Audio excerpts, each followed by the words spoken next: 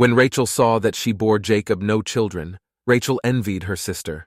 She said to Jacob, "Give me children, or else I will die." Jacob's anger burned against Rachel, and he said, "Am I in God's place, who has withheld from you the fruit of the womb?" She said, "Behold, my maid Bilhah, go into her, that she may bear on my knees, and I also may obtain children by her." She gave him Bilhah her servant as wife, and Jacob went into her. Bilhah conceived, and bore Jacob a son. Rachel said, "God has judged me, and has also heard my voice, and has given me a son."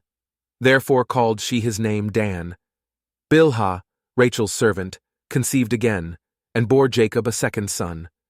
Rachel said, "I have wrestled with my sister with mighty wrestlings, and have prevailed." She named him Naphtali. When Leah saw that she had finished bearing, she took Zilpah, her servant, and gave her to Jacob as a wife. Zilpah, Leah's servant, bore Jacob a son. Leah said, "How fortunate." She named him Gad. Zilpah, Leah's servant, bore Jacob a second son. Leah said, "Happy am I, for the daughters will call me happy." She named him Asher. Reuben went in the days of wheat harvest, and found mandrakes in the field, and brought them to his mother Leah. Then Rachel said to Leah, "Please give me some of your son's mandrakes." She said to her, "Is it a small matter that you have taken away my husband? Would you take away my son's mandrakes also?" Rachel said, "Therefore he will lie with you tonight for your son's mandrakes." Jacob came from the field in the evening, and Leah went out to meet him and said, "You must come in to me, for I have surely hired you with my son's mandrakes." He lay with her that night. God listened to Leah, and she conceived and bore Jacob a fifth son. Leah said, "God has given me my hire, because I gave my servant to my husband." She named him Issachar. Leah conceived again, and bore a sixth son to Jacob. Leah said, "God has endowed me with a good dowry. Now my husband will live with me, because I have borne him 6 sons. She named him Zebulun. Afterward she bore a daughter, and named her Dinah. God remembered Rachel, and God listened to her, and opened her womb. She conceived, bore a son, and said, "God has taken away my reproach." She named him Joseph, saying, "May Yahweh add another son to me." When Rachel had borne Joseph, Jacob said to Laban, "Send me away that I may go to my own place and to my country. Give me my wives and my children for whom I have served you, and let me go, for you know my service with which I have served you." Laban said to him, "If now I have found favor in your eyes, stay here, for I have divined that Yahweh has blessed me for your sake." He said, "Appoint me your wages, and I will give it." He said to him, "You know how I have served you, and how your livestock have fared with me.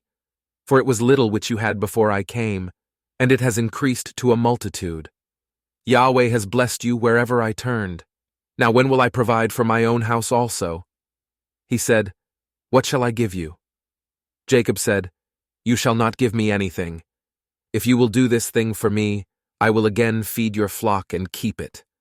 I will pass through all your flock today, removing from there every speckled and spotted one, and every black one among the sheep, and the spotted and speckled among the goats. This will be my hire.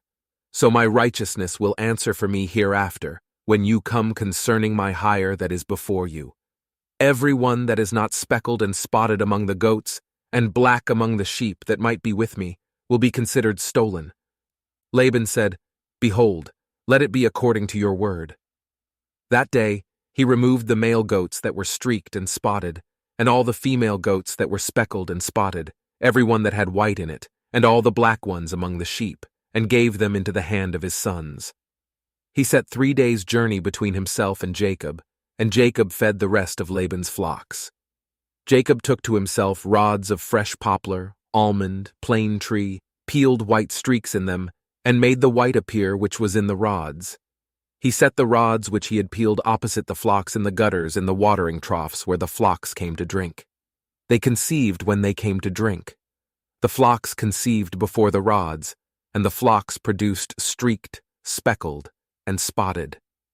Jacob separated the lambs, and set the faces of the flocks toward the streaked and all the black in the flock of Laban, and he put his own droves apart, and didn't put them into Laban's flock. Whenever the stronger of the flock conceived, Jacob laid the rods in front of the eyes of the flock in the gutters, that they might conceive among the rods. But when the flock were feeble, he didn't put them in. So the feebler were Laban's, and the stronger Jacob's. The man increased exceedingly, and had large flocks, female servants and male servants, and camels and donkeys.